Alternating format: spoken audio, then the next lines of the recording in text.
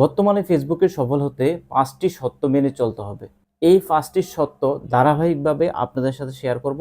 5টি সত্য যদি মেনে চলতে পারেন খুব দ্রুত ফেসবুকে সফল হতে পারবেন।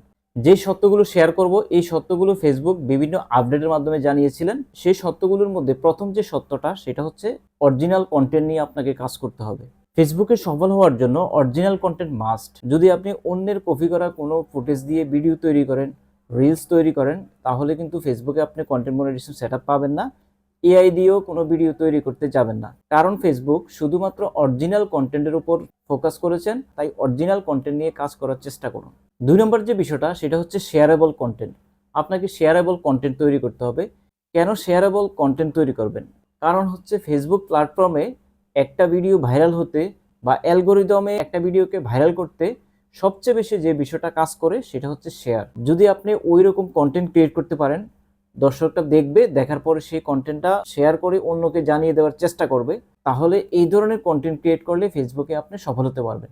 তাই কন্টেন্ট ক্রিয়েট করার সময় শেয়ারেবল কন্টেন্ট ক্রিয়েট করার জন্য চেষ্টা করবেন। 3 নম্বর যে বিষয়টা সেটা হলো হ্যাশট্যাগ। ফেসবুক ভিডিওতে হ্যাশট্যাগ অনেকে ব্যবহার করতেছেন।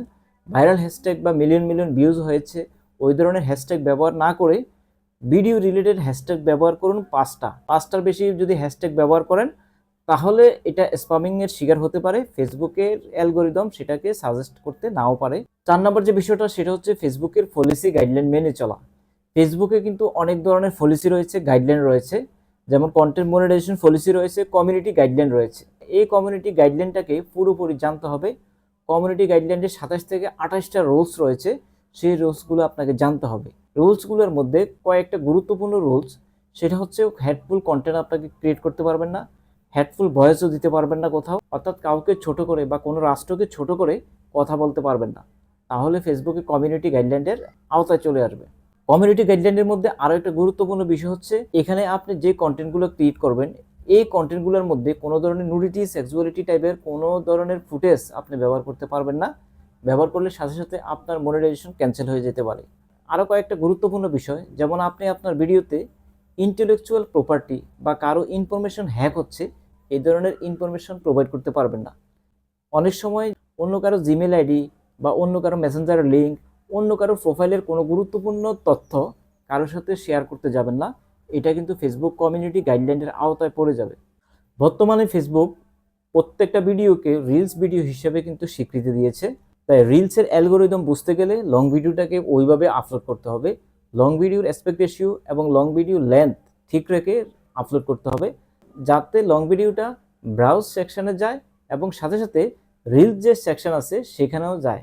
সেই জন্য ওই উপযোগী করে আপনাকে রিলস ভিডিওগুলো ক্রিয়েট করতে হবে। সর্বশেষ যে বিষয়টা সেটা হচ্ছে এনগেজমেন্টের উপর ফোকাস দিতে হবে। এনগেজমেন্ট বলতে এটাই বোঝাচ্ছি, লাইক, কমেন্ট এবং শেয়ার। লাইক কমেন্টের কারণে আপনার পোস্টের রিচ বাড়বে, লাইক কমেন্টের কারণে আপনার ইনকাম বাড়বে, লাইক কমেন্টের কারণে আপনার ভিডিওগুলো ফর ইউতে যাবে। লাইক কমেন্ট বাড়ানোর জন্য চেষ্টা করবেন।